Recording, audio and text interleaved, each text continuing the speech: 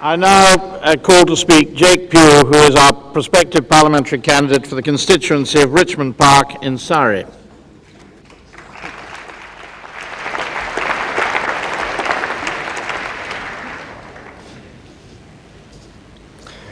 On Thursday evening, I was watching Question Time, and the panel were asked if they thought it was appropriate that Parliament itself should conduct the inquiry into the various sleaze allegations. Michael Heseltine replied that it should, because Parliament is sovereign and as such is not subject to outside scrutiny. Well, I've got news for him. He's wrong.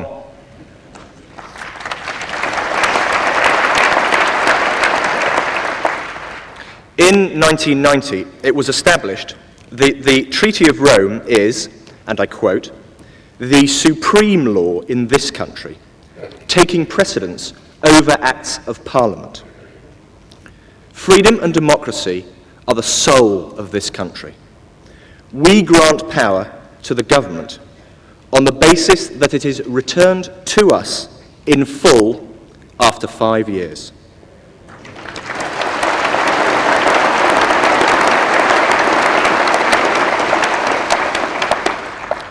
Don't betray our freedom. Give us a referendum and let the people decide.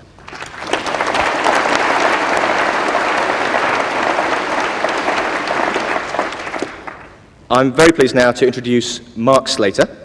Still in his 20s, he has already reached the top of his profession. He manages Britain's best-performing unit trust.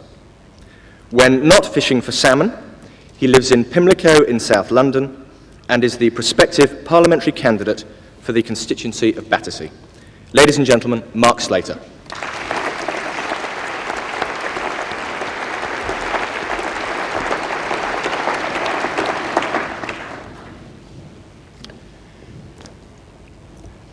I'm going to talk to you about the impact of the single currency on Britain's gold and currency reserves. And it is, in essence, the Treaty of Maastricht in miniature. It's a story of British institutions being relegated to local authority status. Britain's reserves, which are managed by the Bank of England for the Treasury, are worth about $47 billion, or £30 billion.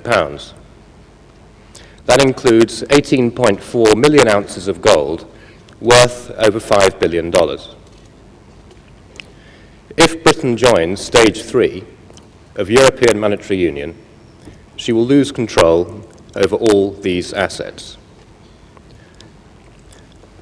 The fate of Britain's reserves is addressed in the third protocol to the Treaty of Maastricht, which runs to 9 chapters and 53 articles dealing with the operation and constitution of the European Central Bank. At the beginning of Stage 3, the European Central Bank can demand reserve transfers of up to 50 billion ecu, which is £40 billion in real money. Contributions from member states would be decided by weightings according to gross domestic product and population. If all 15 members of the European Community join, Britain's share will be 15.3%, which is about £6 billion. This amount would increase if some other countries didn't join, and it might increase to a lot more if the Governing Council of the European Central Bank decides to expand the bank's reserves, which it's entitled to do under the treaty. More worryingly, the British government will lose control over our remaining reserves as well. That's thanks to Article 31.2 of the Third Protocol. This states that all other operations in foreign reserve assets remaining with the national central banks shall, above a certain limit to be established, be subject to approval by the European Central Bank in order to ensure consistency with the exchange rate and monetary policies of the community. According to the next article, Article 31.3, it is the Governing Council of the European Central Bank which shall issue guidelines defining these certain limits. In view of the centralising tendencies of Europe's political elites, the odds are these limits will be set very low. This would leave control over our reserves in the hands of the European Central Bank, a typically unaccountable European institution. It will be based in Frankfurt, modelled on the Bundesbank, the German central bank. It will be pursuing the objectives of the community as a whole, rather than those of individual nations. And it will operate by simple majority voting, which will leave Britain with virtually no influence whatsoever, and, more worryingly, no veto, which means we couldn't block a measure which threatened our national interests. The Bank of England would, like the national governments, be relegated to the status of a local authority. I put this to a Bank of England official 2 weeks ago, and he agreed with me that their powers would be, and I quote, rather like those of Birmingham City Council.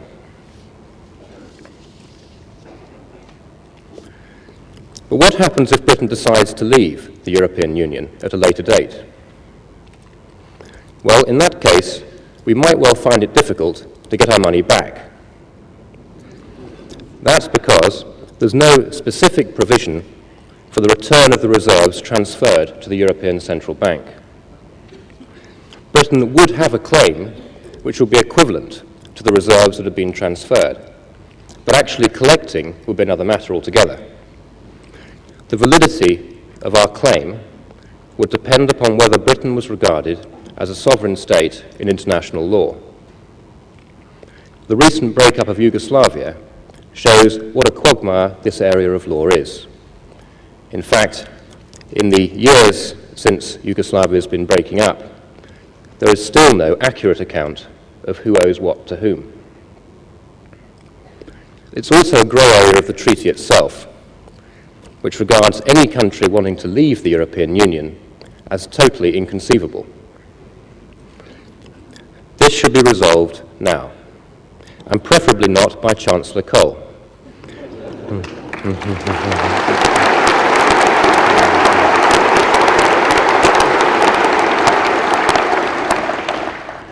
He's got no time for legal quibbles. For him, European Union is irreversible and forever. Unfortunately, the British government will not seek to resolve this and other hugely important legal problems buried in the small print of Maastricht. How can it? Even Kenneth Clark boasts he hasn't bothered to read the bits in large print.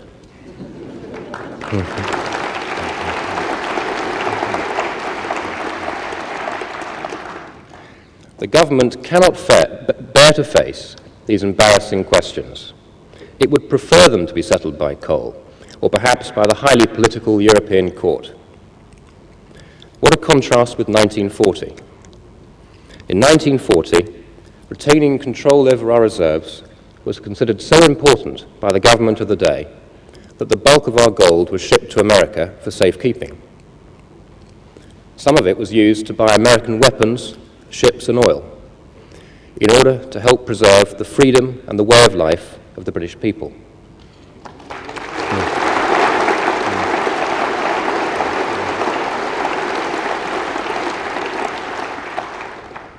In 1999, in humiliating contrast, we will be required to hand over control of our reserves to the European Central Bank, in effect a foreign power, in pursuit of the European Union's mission to eliminate British sovereignty. Of course,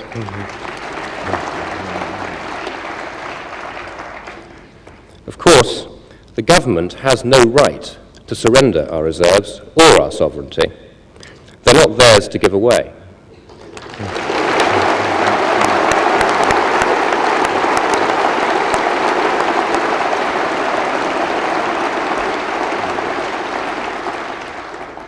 they're yours, and should only be given away if you choose, in a referendum, to do so. Thank you.